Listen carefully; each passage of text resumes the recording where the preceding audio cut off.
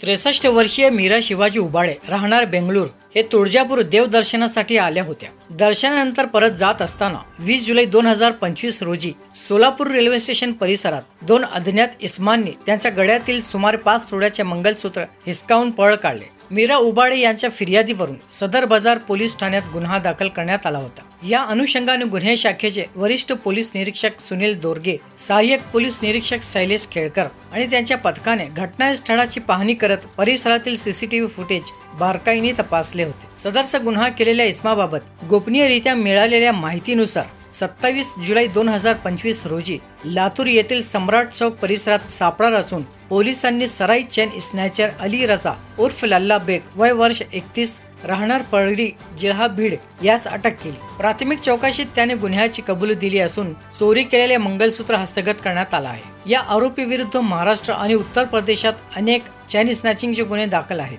त्यामुळे पोलिसांना या टोळीचा मोठा गुन्हेगारी इतिहास उघडकीस येण्याची शक्यता आहे।